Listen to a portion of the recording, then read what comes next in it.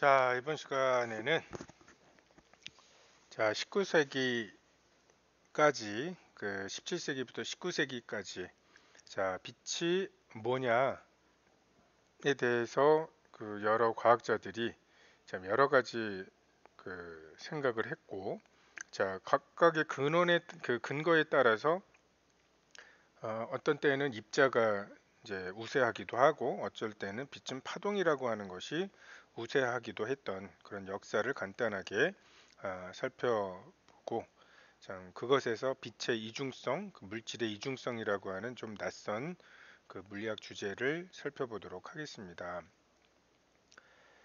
뉴턴이 빛이 입자라고 이제 설명을 했습니다.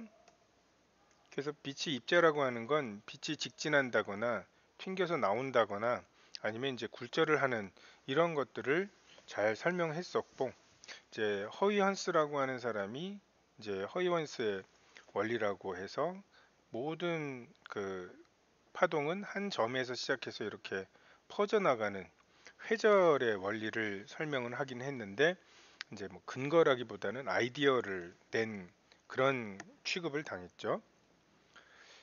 그러다가 이제 결정적으로 영이라는 사람, 그리고 헤르츠랑 맥스웰이라고 하는 사람에 의해서 빛이 파동이라는 이러한 수학적인 그리고 여러 현상적인 증거들, 빛은 간섭 실험을 통해서 그 밝고 어두운 무늬를 만들어냈는데, 간섭 현상과 파동은 서로 필요 충분 조건이라고 그랬죠. 간섭 현상이 있으면 파동이고, 파동이면 간섭 현상이 있어야 하는. 근데 이런 간섭 현상은 빛의 입자 이론, 특별히 상쇄 간섭은 어느 한 지점에 두 개의 입자가 들어갔는데 순간 사라졌다가 다시 두 개의 입자가 통과하는 것 같은 이런 좀 말도 안 되는 현상이기 때문에 입자 이론으로는 설명할 수 없어서, 영의 간섭 실험 이후에 빛은 파동으로 자리매김을 했고, 맥스웰이 맥스웰의 네 가지 방정식을 통해서 빛이 전자기파임을 밝혀냈죠.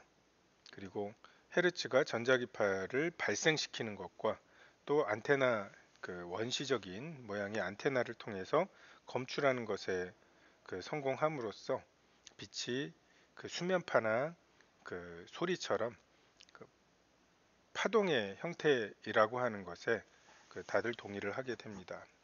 근데 이 실험 결과는 이라고 하는 요 실험이 결정적이었어요. 이 실험 자체는 아인슈타인이 한 실험은 아니었습니다. 근데 광전 효과라고 하는 실험을 사람들이 분석을 할 수가 없었어요.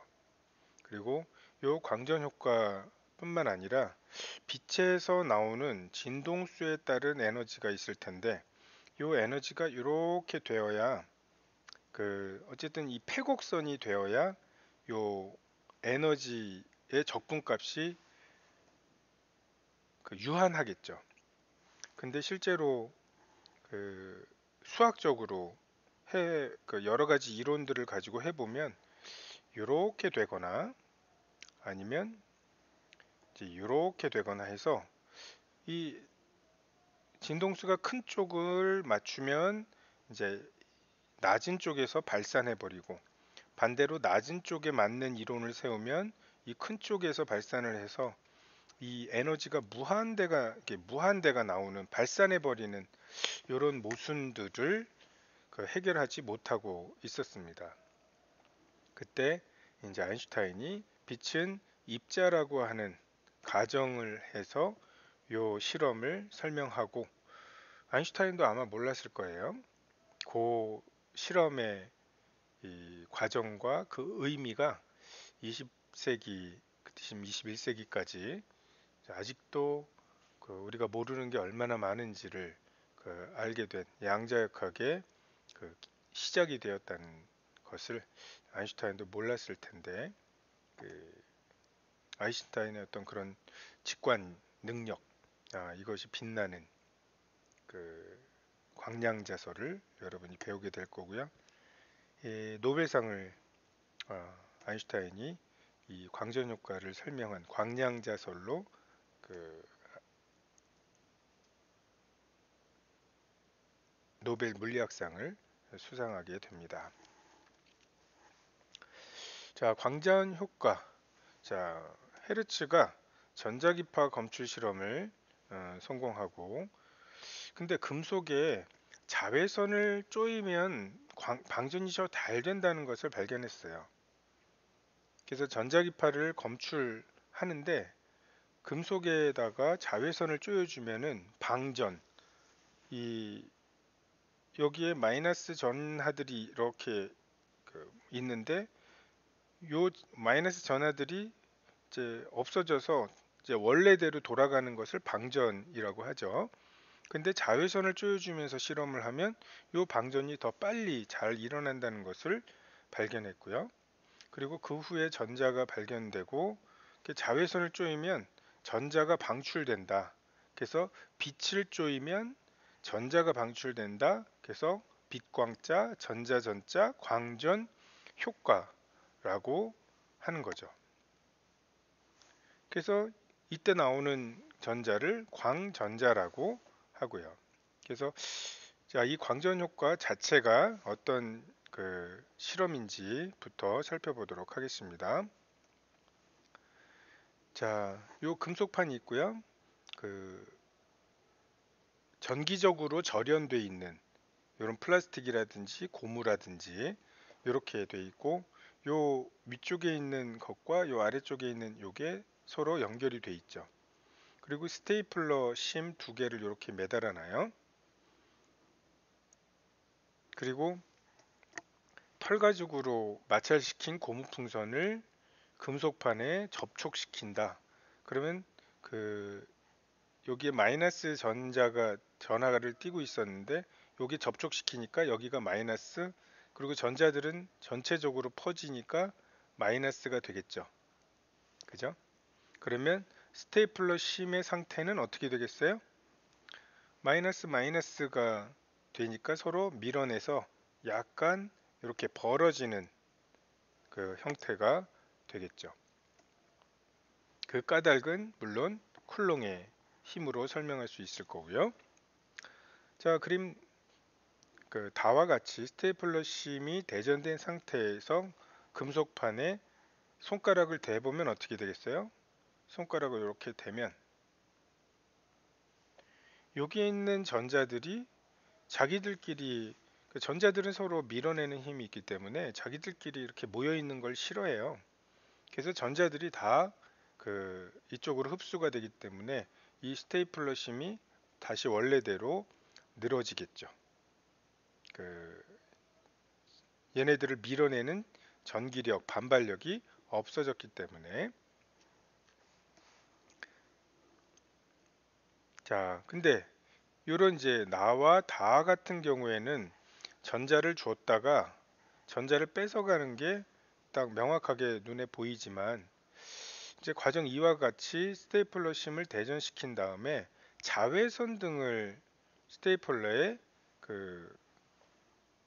비추어 주었을 때 어떤 현상이 일어나나, 다시 말해서 손을 댄 것과 이 자외선 등을 쪼여준 것 사이에 어떤 공통점이 있느냐고 묻고 있죠.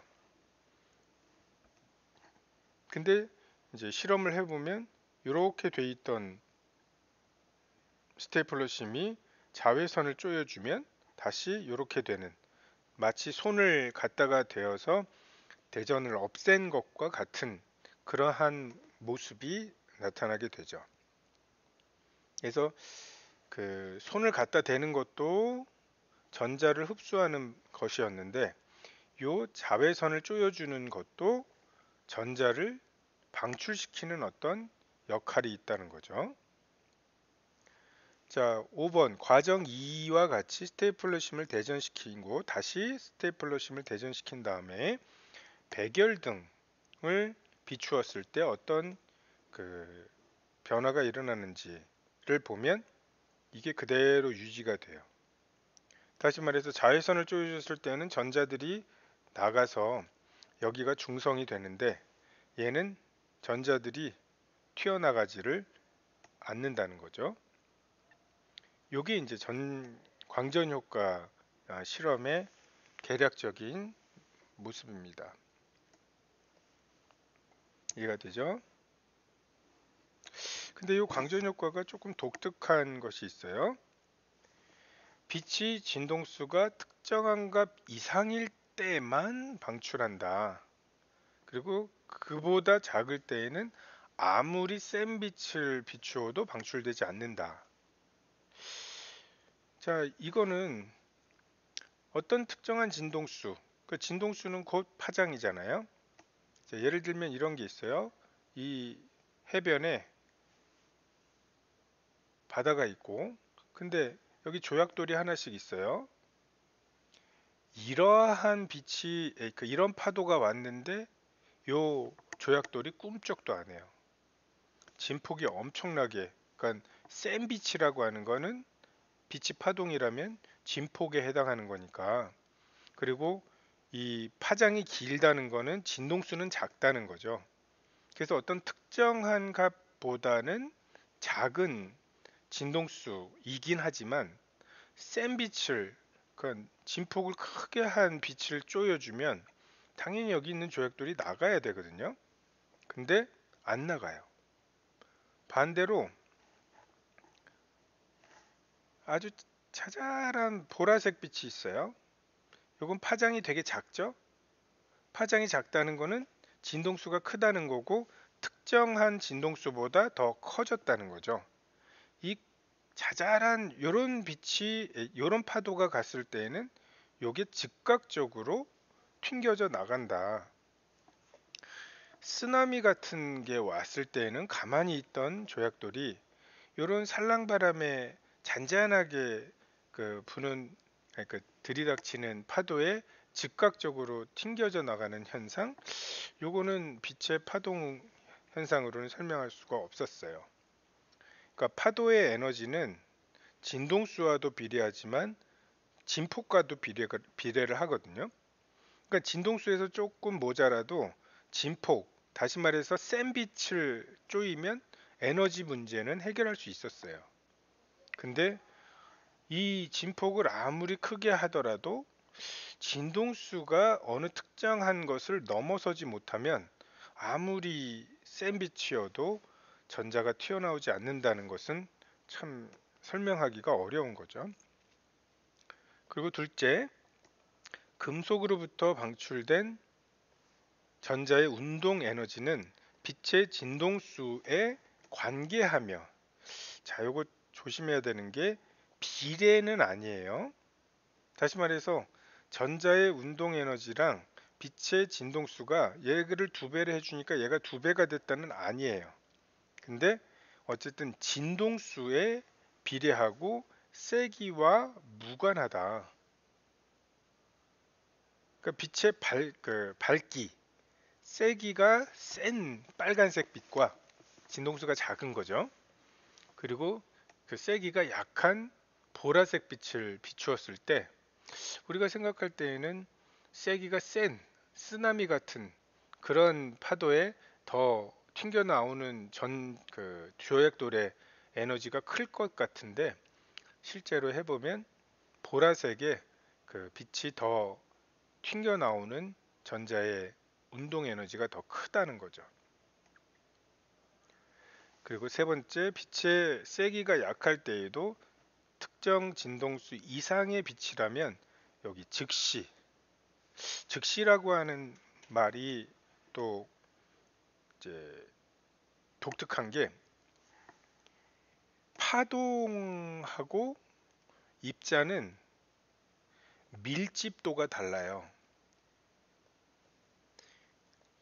입자는 질량이 m짜리가 v라는 속도로 가면서 2분의 1m v 제곱이라고 하는 에너지를 지가 혼자 다 갖고 있는 거고 m v라고 하는 운동량을 갖고 다니면서 ft라고 하는 충격을 한 방에 주는 거죠. 근데 파동은 한 점에서 시작해서 골고루 퍼져나가기 때문에 요 한 점의 에너지는 여기서 나온 에너지가 이 모든 것에 골고루 퍼진 것의 일부분에 해당하고, 그래서 에너지가 굉장히 작은 거죠. 그래서 이 에너지를 모아가지고 광전자가 튕겨 나오도록 하려면, 광전자는 입자고 얘는 파동인데, 요 입자에 이만큼의 에너지와 이만큼의 운동량을 몰아서 주려면, 또 이만큼의 충격을 가해 주려면 요 파동 하나하나의 에너지, 요거는 굉장히 작기 때문에 굉장히 오랜 시간 동안 충격을 줘야 비로소 튕겨나가고 에너지를 갖게 될 텐데, 어떻게 이렇게 즉시 튕겨나올까? 요 부분도 에너지, 아니 빛이 파동이라고 하는 것으로 설명하기가 어려운 거죠. 이해가 되죠? 자, 빛의 파동 이론에 의하면 빛의 에너지는 빛의 세기에, 진동수와도 물론 관련이 돼 있지만 빛의 세기가 결정적이죠. 근데 빛의 세기가 약한 빛보다 강한 빛이 더 쉽게 방출될 수 있어야 하죠. 당연히. 근데 이제 위에서 말한 대로 빛의 세기와 무관하다는 것은 파동 이론에 모순되고요.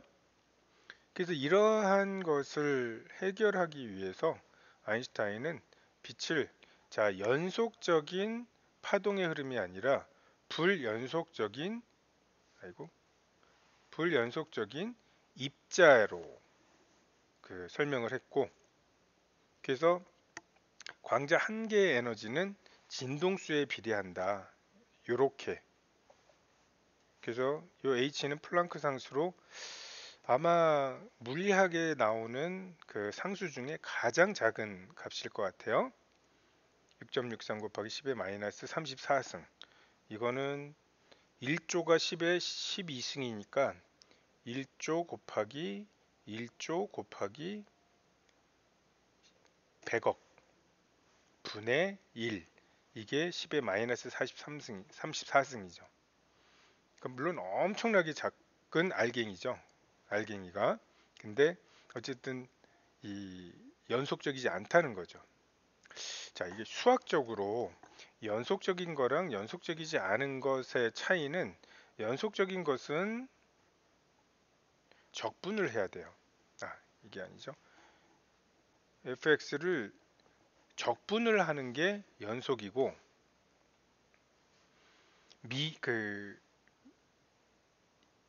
불연속적인 광자라고 하면 시그마를 하는 거죠.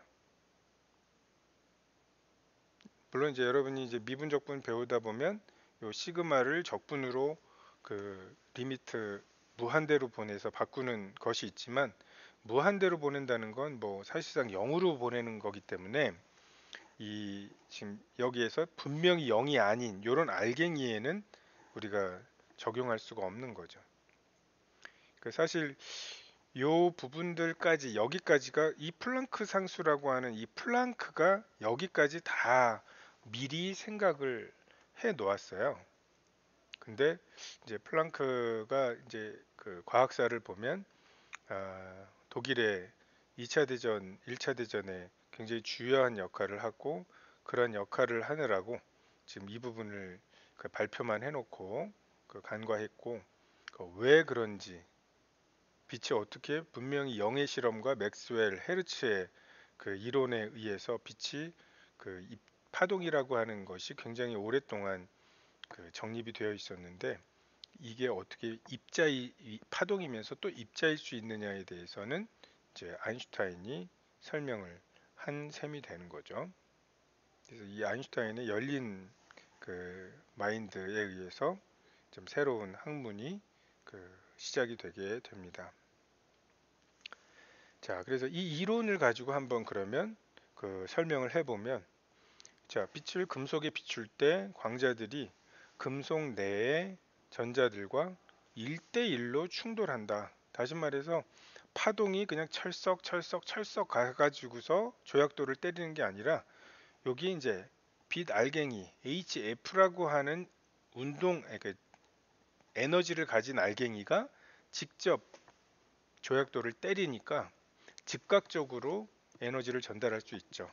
마치 당구공과 당구공이 충돌했을 때 당구공이 즉각적으로 떨어져 나오지만, 만약에 내가 당구공 옆에서 막 소리를 질러서 그 음파를 가지고 그 당구공을 움직이게 하려면 굉장히 오랜 시간이 소요돼야 된다는 것과 마찬가지입니다.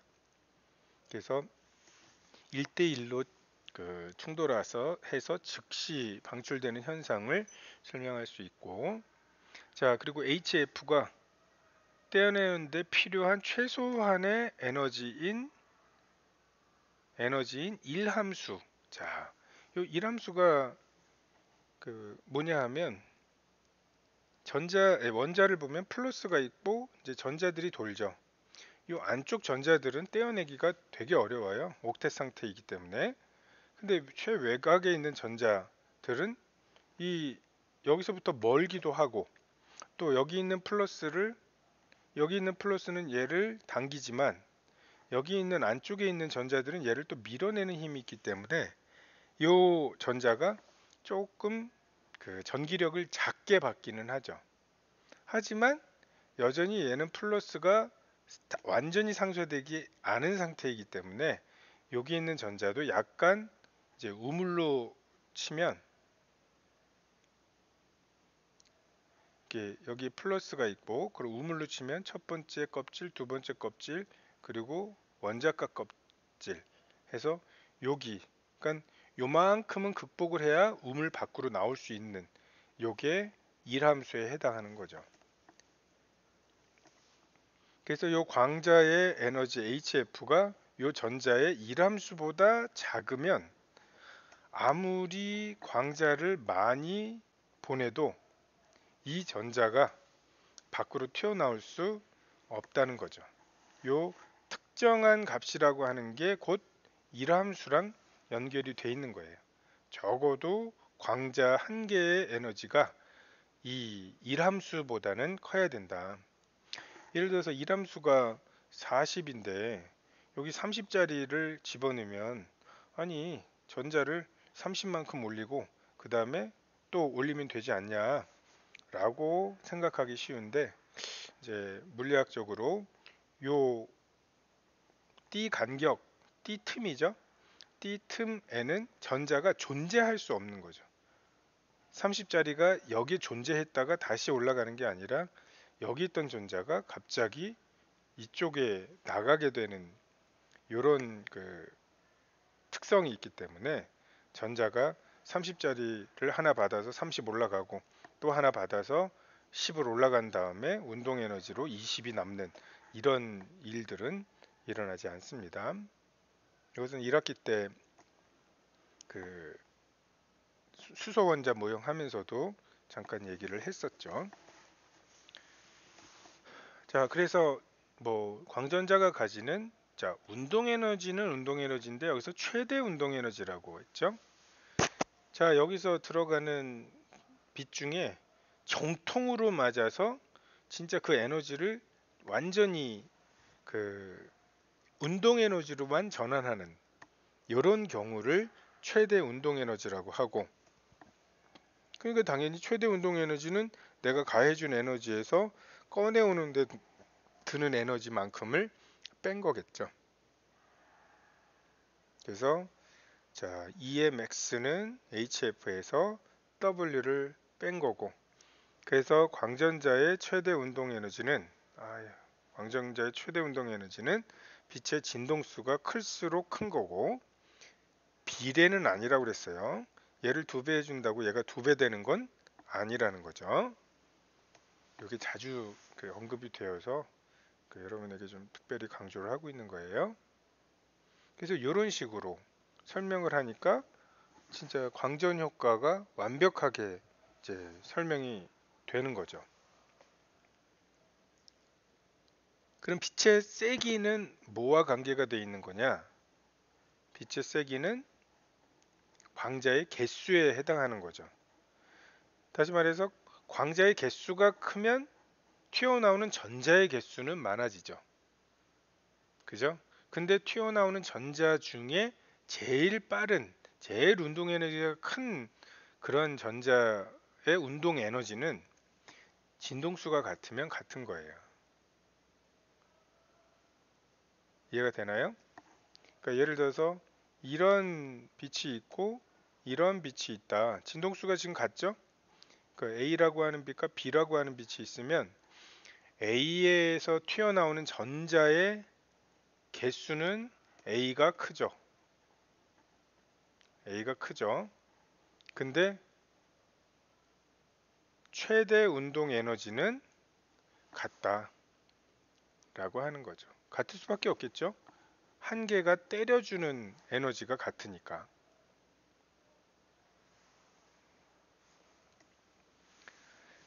그래서 빛의 세기는 광자의 많고 적음이고, 그래서 그 충돌할 기회가 많아지니까 이 단위 시간 동안에 전자가 나올 그 크기가 크죠. 근데 특정 진동수보다 작은 빛이면 일함수보다 작아서 광전 효과가 일어나지 않고요. 빛의 세기가 약하더라도 특정 진동수 이상, 뭐예요? 일함수보다 크기만 하면 비록 적더라도 에너지가 그 일함수보다 크면 광전 효과가 일어나고, 그래서 이걸 그냥 빛은 입자이다 라고 하는 것으로 그 설명만 하면, 가정만 하면 정말 모든 것이 이렇게 깔끔하게 그 설명이 되기 때문에 우리가 이것을 빛이 입자라고 하는 그 증거로 그 받아들일 수밖에 없는 거죠.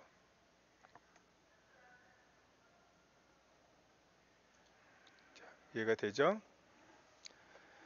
자, 굉장히 좀그 난해한 그 이론이고, 사실 이제 앞으로 배우게 되겠지만 이 빛이 입자이면서 파동이다 라고 하는 이중성을 그 이야기하고, 여기에서 그럼 입자도 입자이면서 파동 아니겠냐 라고 하는 것이 되고, 그럼 입자가 파동이라는 게 무슨 뜻이냐 라고 하는 거를 따져보다가 그 양자역학이 나왔죠.